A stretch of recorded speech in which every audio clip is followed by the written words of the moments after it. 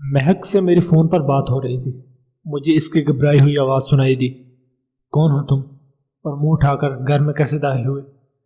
मैंने इस आवाज़ पर घबराहट महसूस की थी, इसलिए मैंने फौरी तौर पर घर से जाने का प्रोग्राम बना लिया और तेज़ी से अपनी कार की तरफ बढ़ा। मैं इस वक्त अपनी उस दुकान पर था जो मेरी मोबाइल फ़ोन की पहली दुकान थी। दुकान मैंने मुलाजिम के हवाले की और तेज़ी से कार स्टार्ट करके घर की जानिब रवाना हो गया। महक का आखिरी फिक्रा मेरे कानों में गूंज रहा था। सज्जाद, फ़ोन रख दो, मैं इससे फारिग होकर तुमसे बात करती हूँ। मैंने रास्ते में मुतअद्दिद बार महक का नंबर डायल किया, लेकिन हर बार इंगेज टोन मिलती रही। मेरी कार तेज़ी से घर की जानिब रवां दवां थी और जहन में महक का फिक्रा गूंज रहा था। कौन हो तुम? और यूं मुँह उठाकर घर में कैसे दाखिल हुए? आमतौर पर घर से दुकान का फासला 20 मिनट में तय होता था, लेकिन उस रोज़ मैं 10 मिनट में ही घर पहुंच गया। गेट बंद देखकर मैंने हारन दिया। आमतौर पर हुमायूं पहले हारन पर ही गेट खोल देता था, लेकिन इस रोज़ मेरे तीसरे हारन पर भी गेट नहीं खुला, तो मैं कार से नीचे उतर आया। गेट के करीब आया तो मुझे महसूस हुआ कि गेट सिर्फ भिड़ा हुआ है, अंदर से बंद नहीं है। मैं आगे बढ़ा और गेट को धक्का दिया और मेरा अंदाज़ा सही निकला। गेट बंद नहीं था, सिर्फ इसके पट इस तरह थे कि दूर से महसूस हो रहा था कि गेट बंद है। हुमायूं इतना गैर जिम्मेदार तो नहीं है, मैंने गेट के अंदर दाखिल होते हुए सोचा। हुमायूं हमारा पुराना मुलाजिम था। अम्मा बताती थी कि दादा ने जब इसे मुलाजमत दी तो वो जवान था, लेकिन वक्त गुजरने के साथ अब वो उम्र की इस मंजिल तक आ गया जहाँ पर ज़िंदगी का सफ़र ख़त्म हो जाता है। महक से शादी से कबल वो मेरी दुकान का चौकीदार था और रात में दुकान में ही सो जाता था। दुकान से पहले वो हमारे 13D के मकान की चौकीदारी करता था, जो अब्बा ने रिटायरमेंट पर अपनी ग्रेजुएटी की रकम और दादा के विरसे से मिलने वाली रकम से खरीदा था। अब्बा एक सेकेंडरी स्कूल के हेडमास्टर रहे और इसके बाद रिटायर हो गए। अब्बा की वफात के बाद घर की तमाम जिम्मेदारी मुझ पर आ गई। घर के गुजारे के लिए अब्बा की पेंशन और पहली मंजिल के किराए से होने वाली आमदनी काफ़ी थी, लेकिन 2 बड़ी बहनों की शादी के लिए भी रकम दरकार थी, इसलिए मैंने छोटी छोटी मुलाजमतें शुरू कर दी। फिर अब्बा के एक शागिर्द ने मुझे अपनी मोबाइल शॉप पर सेल्समैन रख लिया, जहां तनख्वाह माकूल होने के साथ साथ मोबाइल बिकने पर मुझे 5% कमीशन भी मिलता था। लेकिन मेरे ख्वाब ऊंचे थे। मैं अपनी मोबाइल शॉप खोलने के ख्वाब देख रहा था, लेकिन फिर ये हुआ कि अब्बा की वफात के 6 माह के अंदर अंदर अम्मा को कैंसर हो गया। इलाज महंगा था, इसलिए हमारे खानदान पर गुर्बत के साए मंडलाने लगे। तब मेरी बहनों ने मोहल्ले के बच्चों को ट्यूशन देना शुरू कर दिया। बच्चों ने ट्यूशन स्टार्ट की तो गुर्बत के बढ़ते अंधेरों में कुछ कमी आना शुरू हो गई। लेकिन अभी हम लोअर मिडिल क्लास में थे कि अचानक बड़ी बहन का रिश्ता आ गया। अम्मा हसीसुगड़ खातून थी, उन्होंने पैसा जोड़कर बड़ी बहन का जहेज तैयार कर लिया। शादी में कोई फजूल खर्ची नहीं हुई। अभी बड़ी बहन की शादी से फारिग हुआ ही था कि दूसरी बहन का रिश्ता आ गया।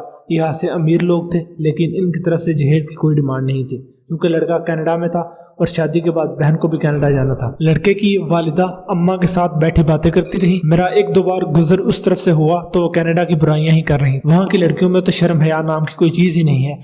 ना इनके माँ बाप को फिक्र है कि इन्हें कल पराए घर जाना है। 90% एशियन घराने तो ऐसे हैं कि इन घरों में खाना पकना तो दूर की बात, किसी को चाय बनाने भी नहीं आती। अम्मा इन्हें बता रही थी कि इनकी दोनों बेटियां माशाल्लाह घर के हर काम में ताक होने के साथ साथ सिलाई कढ़ाई में भी माहिर हैं।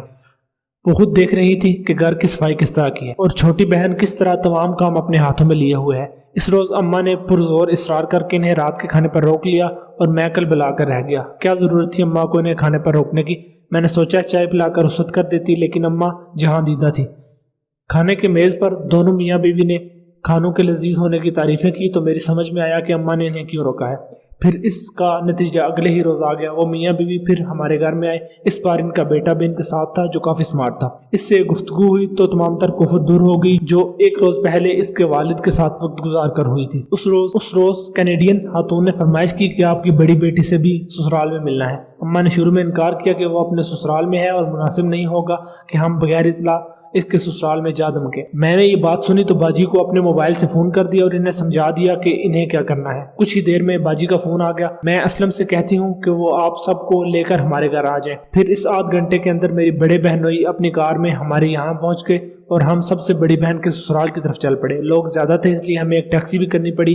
अम्मा इस कैनेडियन फैमिली के साथ बहनोई की कार में सवार हो गई और मैं और छोटी बहन और उनका बेटा टैक्सी में आ गए। बड़ी बहन के ससुराल में हम सबका शानदार इस्तकबाल हुआ। बहन की सास ने बाजी के सुगड़पन के वो कसीदे पड़े कि बाजी खुद भी हैरान रह गई। जब से बहू घर में आई है, हमारा घर जन्नत बनकर रह गया है। میں ہائی بلڈ پریشر کی مریض تھی، زندگی کی ایک ہی خواہش تھی کہ اسلم کو اچھی لڑکی مل جائے۔ میرا چھوٹا بیٹا ان کے گھر ٹیوشن پڑھنے جاتا تھا اور میں نے بھی 2-1 بار ان کے گھر کے چکر لگائے، تب ہی یہ مجھے پسند آ گئی اور اسلم نے بھی حامی بھر لی تو میں اسے بہو بنا کر اپنے گھر لے آئی، اور تب سے یہ مجھے کوئی کام نہیں کرنے دیتی۔ میری دعاؤں کا بھی اتنا خیال رکھتی ہے کہ جو دعائیں میں پہلے کھانا بھول جایا کرتی تھی اب باقاعدگی سے مجھے کھلا رہی ہے، بلکہ مجبور کر کے کھلاتی ہے۔ 2 مہینے پہلے اس نے شوہر کی اجازت سے لیکچرارشپ کر لی ہے، اس سے ہماری معاشی پریشانیاں بھی سمجھو اب ختم ہو چکی ہیں۔ رات میں ہی یہ صبح کے لیے کھانا بنانا شروع کر دیتی ہے، صبح سب کو ناشتہ کروا کے خود کالج چلی جاتی ہے، جہاں سے واپسی پر سالن تیار کرتی ہے، اور جب اسلم دفتر سے آتا ہے تو اس کے لیے تازہ چپاتیاں بھی بناتی ہے۔ باتوں میں وقت کا خیال ہی نہیں رہا، جب مغرب کی اذانیں ہونے لگی تو لڑکے کے والد نے چلنے کی بات کی، مگر بہن کی ساس اور شوہر نے ضد کی کہ کھانا کھا کر جائیں۔ کھانے کی میز سجی تو وہ کچھ دہرایا گیا جو 1-2 روز پہلے ہمارے گھر پر کہا گیا تھا۔ بہن آپ ناراض نہ ہو تو ایک بات کہوں، کینیڈین خاتون نے اماں سے کہا۔ اماں نے کہا میں یوں بھی کم ناراض ہوتی ہوں، پھر آپ تو پردیس سے آئے مہمان ہیں، آپ کی بات پر کیسے ناراض ہو سکتے۔ اماں کی بات مکمل ہوئی تو ہر چہرے پر مسکراہٹ تھی۔ میں 2 باتیں کہنا چاہتی ہوں، پہلی یہ کہ آپ کی چھوٹی بیٹی بھی کھانے بہت لذیذ بناتی ہے، لیکن آپ کی بڑی بیٹی کے کھانے کی لذت میں تو کچھ اور ہی بات ہے۔ خاتون نے کہا آنٹی میں نے جو کچھ سیکھا ہے وہ باجی سے ہی سیکھا ہے، چھوٹی بہن نے کہا، اور ہم سب مسکرانے لگے۔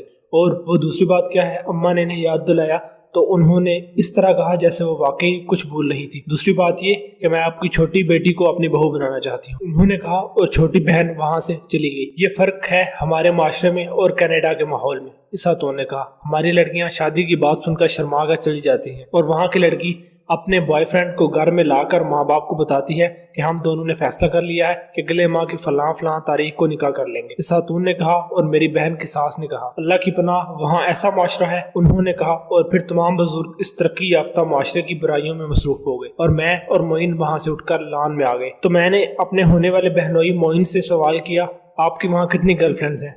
تو وہ ہنس کر بولا اول تو ہے ہی نہیں، اگر ہوتی بھی تو اس نئے رشتے کے بعد کیا میں آپ کو بتاتا۔ سب سے بڑی بات یہ ہے کہ ہماری ماں کی ہم پر کڑی نظر رہتی ہے۔ میں وہاں کینیڈا کے ایک چینل پر ٹی وی پروگرام کرتا ہوں جس میں ایشیائی ملکوں کی سیاست سے لے کر کینیڈا میں رہنے والے ایشینز کے مسائل اجاگر کیے جاتے ہیں۔ معین نے کہا میں امید رکھتا ہوں کہ آپ اور آپ کی فیملی کے ساتھ میری بہن کی زندگی اچھی گزرے گی۔ میں نے کہا تو معین نے میرا ہاتھ تھاما اور زور سے دبایا۔ میری اور میری فیملی کی طرف سے آپ کو کوئی شکایت نہیں ہوگی۔ اس روز اماں واپسی تک کافی حشاش بشاش تھیں، لیکن گھر آتے ہی وہ بستر پر ایسی گریں کہ پھر اٹھ نہ سکی۔ شادی کے لیے 15 دن بعد کی تاریخ مقرر کی گئی کیونکہ اس سے زیادہ دن کی چھٹیاں وہ افورڈ نہیں کر سکتی۔ اماں کی طبیعت ہر گزرتے دن کے ساتھ بگڑتی جا رہی تھی، جیسے جیسے شادی کا دن قریب آ رہا تھا۔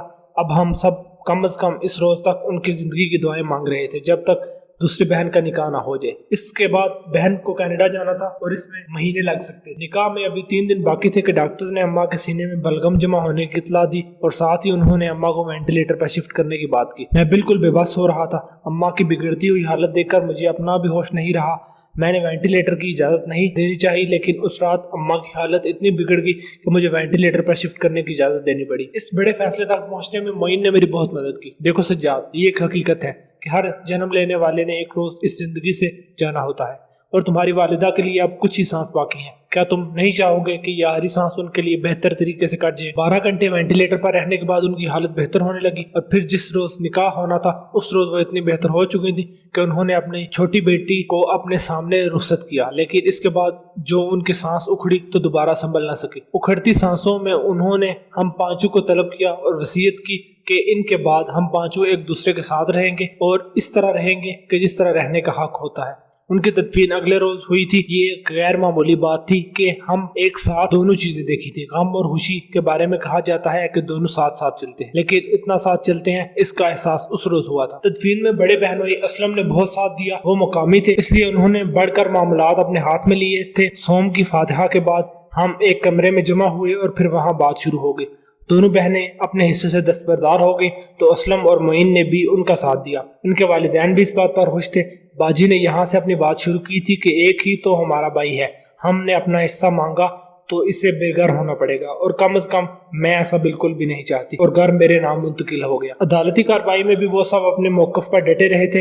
اماں کی وفات کے بعد معین اور اس کی فیملی میری بہن کو اپنے ساتھ لے کر کینیڈا روانہ ہو گئے۔ فوری طور پر انہوں نے بہن کے لیے ٹورسٹ ویزا کا بندوبست کیا تھا، لیکن انہیں یقین تھا کہ 6 ماہ میں وہ بہن کے لیے شہریت حاصل کر لیں گے۔ جس رات مجھے گھر میں اکیلے سونے کے لیے لیٹنا پڑا تو ذہن میں میرے پرانے خواب دکھانے شروع کر، اور مجھے وہ خواب سچ ہوتے دکھائی دینے لگے۔ گھر بیچ کر میں کوئی دکان خرید لوں گا اور موبائل کا بزنس شروع کر دوں گا، میں نے سوچا، اور صبح ہوتے ہی اپنے ایک اسٹیٹ ایجنٹ دوست کے پاس چلا گیا، اس سے مشورہ کیا۔ اسٹیٹ ایجنٹ نے عدالتی حکام دیکھے اور کہا بہت ہی اچھے موقع آئے ہیں۔ میں نے اس مختصر فکرے کی تفصیل مانگی تو اس نے کہا بوٹ بیسن پر ایک موبائل اور کمپیوٹر شاپ بکنے کے لیے موجود ہے، ساتھ ہی اسی بلڈنگ میں اوپر اس کا فلیٹ بھی ہے جو وہ دکان کے ساتھ ہی بیچنا چاہتا ہے۔ فلیٹ 2 کمروں کا ہے، ایک بیڈ روم اور ایک چھوٹا سا لاؤنج ہے جو ایک شخص کے گزارے کے لیے کافی ہے۔ اماں کی 40ویں کے فوری بعد میں نے اس گھر سے سامان شفٹ کرنا شروع کر دیا، مگر اس سے پہلے باجی اور کینیڈا میں اپنی بہن اور معین سے بھی بات کر لی۔ بہتر ہوتا کہ آپ کینیڈا شفٹ ہو جاتے، معین نے کہا، اور میں ہنس دیا۔ کینیڈا آ کر کیا کروں گا؟ یا تو تمہارے ٹکڑے پر پلوں یا حکومت کے بے روزگاری الاؤنس پر گزارا کرنا شروع کر دوں، اور دونوں سے بہتر یہ ہے کہ میں یہیں اپنا کاروبار شروع کر لوں، میں نے جواب میں کہا، اور معین نے بات آگے نہیں بڑھائی۔ مہک سے میری پہلی ملاقات اسی دکان پر ہوئی تھی۔ جب وہ آئی تو میں دکان کے کاؤنٹر پر تھا، وہ اکیلی تھی اور کالج کے یونیفارم میں تھی۔ مجھے کوئی اچھا سا موبائل فون دکھا دیں، اس نے آتے ہی کہا، اور میں نے اسے موبائل دکھانے شروع کر دیے، لیکن اسے کوئی پسند نہیں آیا تھا۔ کوئی ٹچ سسٹم والا دکھائیں۔ میں نے ٹچ سسٹم والے موبائل دکھانے شروع کر دیے۔ بالآخر ایک موبائل اسے پسند آ گیا تو اس نے قیمت معلوم کی، اور میں نے قیمت بتائی تو میں نے دیکھا کہ مہک کے خوبصورت چہرے پر پریشانی کے آثار نمایاں ہو گئے۔ وہ بولی یہ تو میری رینج سے بہت زیادہ ہے، بلکہ تقریباً دگنا ہے، اور میں خاموشی سے اسے دیکھنے لگا۔ مجھے اس کی چہرے کی پریشانی دیکھ کر خود بھی پریشانی ہوئی، مگر اس وقت میرا ملازم واپس آ گیا اور مجھے ریلیف مل گیا۔ میں نے سوال کیا، کولڈ ڈرنک جناب؟ اس قدر گرمی اور لو میں آپ کو مجھ سے یہ سوال کرنا ہی نہیں چاہیے تھا، اس نے مسکراتے ہوئے کہا۔ اس کے چہرے کی پریشانی کچھ کم ہو گئی۔ میں نے یہ معلوم کیا تھا کہ کولڈ ڈرنک کون سی پسند کریں گی، 7 اپ مل جائے تو کیا بات ہے، اس نے کہا۔ میں نے ملازم کو 2 ٹھنڈی 7 اپ لانے کے لیے بھیجا اور ملازم مانی ہے مسکراہٹ کے ساتھ چلا گیا۔ کچھ قیمت کم نہیں کر سکتے؟ ملازم کے جانے کے بعد مہک نے سوال کیا تو میں ہنس دیا۔ میڈم مرسیڈیز خریدنے کا شوق ہے تو سوزوکی والی قیمت میں تو نہیں مل سکتی، میں نے مسکراتے ہوئے کہا۔ آپ شاید مجھے کوئی امیر لڑکی سمجھ رہے ہیں، لیکن میں آپ کو بتاؤں کہ ایسا کچھ بھی نہیں ہے۔ میٹرک میں نے سائنس سے کیا تھا اور بورڈ میں میری 10ویں پوزیشن تھی تو مجھے اسکالرشپ ملا۔ اسکالرشپ سے کالج کے اخراجات تو پورے ہو جاتے ہیں، لیکن کچھ رقم بچ بھی جاتی ہے۔ ساتھ ہی میں نے محلے کے بچوں کو ٹیوشن دینا بھی شروع کر دی ہے، اور یہ بچت اتنی ہو گئی کہ میں موبائل خریدنے آ گئی، مہک نے کہا، اور میں ایسے مزید غور سے دیکھنے لگا۔ قیمت تو کم نہیں ہو سکتی، لیکن میں آپ کی کہانی سننے کے بعد یہ فیصلہ کر لیا ہے کہ آپ کو اتنی رعایت دے دوں کہ جو رقم آپ کے پاس ہے وہ دے دیں، اور بقیہ کی رقم ہم قسطیں کر لیتے ہیں۔ یہ فیصلہ بھی آپ کا ہوگا کہ مہینے کی کس تاریخ کو آپ رقم پہنچا دیا کریں گے۔ یہ سہولت آپ اپنے کسٹمرز کو دیتے ہیں؟ مہک نے سوال کیا۔ دراصل یہ بزنس میں نے اپنے آبائی گھر بیچ کر شروع کیا۔ آپ کی اور میری کہانی میں کچھ زیادہ فرق نہیں، میں نے کہا تو اس کے چہرے سے پریشانی ختم ہو گئی اور اس کی جگہ اطمینان نے لے لی، اور پھر وہ گویا ہوئی۔ میں سمجھی یہ فلرٹ کا کوئی نیا طریقہ ہے، مہک نے کہا۔ یقین جانے میں انتہا سے زیادہ شریف آدمی ہوں، میری 2 شادی شدہ بہنیں اور والدہ مرحوم کے علاوہ میری زندگی میں کوئی خاتون نہیں آئی۔ آپ اکیلے رہتے ہیں؟ مہک نے ایک اور سوال کیا۔ میری گردن اس بات میں ہل گئی۔ اسی بلڈنگ کے 4تھے فلور پر میرا فلیٹ ہے جس میں اکیلا رہتا ہوں، میں نے کہا۔ مہک نے کہا، میں آپ کا یہ احسان زندگی بھر نہیں بھولوں گی۔ تب ہی سے میرے دل میں خیال آیا جو یقینی طور پر شیطان نے میرے ذہن میں پیدا کیا تھا۔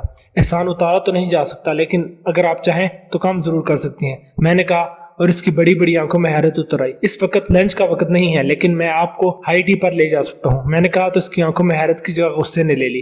آپ نے مجھے کیا سمجھا ہے؟ مہک نے غصے سے کہا۔ ہائی ٹی کی آفر کرنے میں ایسی کیا بات محسوس ہوئی کہ آپ نے یہ سوال کر دیا؟ ابھی یہ میرا فکرہ مکمل ہی نہیں ہوا تھا کہ ملازم تو 7 اپ کی بوتل لیے دکان میں داخل ہوا۔ یہ لیں ٹھنڈا پیئیں تاکہ آپ کو غصہ کنٹرول میں ہو، میں نے کہا، اور مہک نے بوتل میں موجود اسٹرا کو ہونٹوں میں لے لیا، اور پھر کچھ دیر بعد بولی، کہاں لے جائیں گے آپ ہائی ٹی کے لیے؟ اس نے سوال کیا۔ میریٹ اور آواری کی ہائی ٹی مشہور ہے، ان میں سے جس کا بھی آپ انتخاب کریں گی، میں نے کہا، اور مہک کی آنکھوں سے ظاہر ہوا کہ وہ سوچ رہی ہے۔ میریٹ کی ہائی ٹی کی تعریف تو میں نے بھی سن رکھی ہے، اس لیے میریٹ ہی مناسب رہے گا، مہک نے اپنی رضامندی دے دی۔